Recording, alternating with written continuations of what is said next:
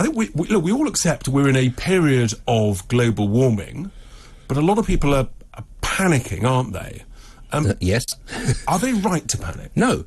They should relax, basically, simply because if they were to go and look at the natural history of the Earth, which has all been unravelled since these climate myths were created by the UN, they'd find that actually what is happening now is almost totally normal. And the Earth, on the short term, forget ice ages, that's a confusing thing, but for the last 10,000 years, which is a short warm period within an ice age cycle, it goes up and down about a degree at the equator, 2 degrees at the poles, about every 1,000 years. And it's perfectly normal. And the rate of rise now, before people start, obviously people might phone in with this one, the rate of rise is not unusual either. It's about 1 degree in a century.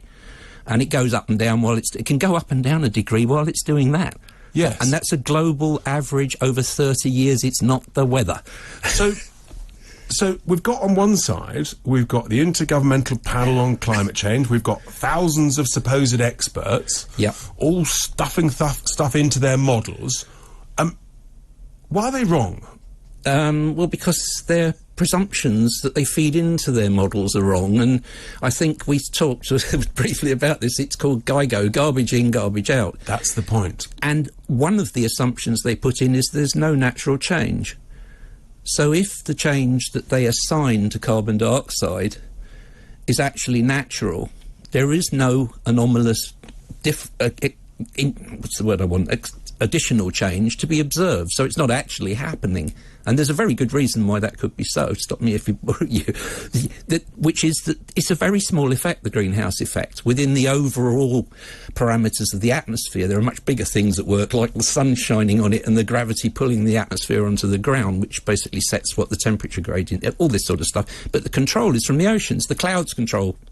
The clouds are the control of Earth's climate stability. So in a sense, you think that people are panicking unnecessarily, and we've been warming now for the last sort of 150 years or so, give or take, since about 1850. There's something interesting about that period, isn't it? Tell us about that, because why did they choose that point? Well, that's because it's the lowest point. We are at 1 degree above the coldest it's been in the last 10,000 years. Let's just repeat that. I mean, that's remarkable. And the other remarkable thing is it's 2 degrees cooler than the warmest it's been in the last 10,000 years, which is the Egyptian and the Minoan period. So this is really important, folks, because this is data, and that essentially the IPCC, they always talk about that we are 1 degree higher than the pre-industrialization period, that 150 years ago.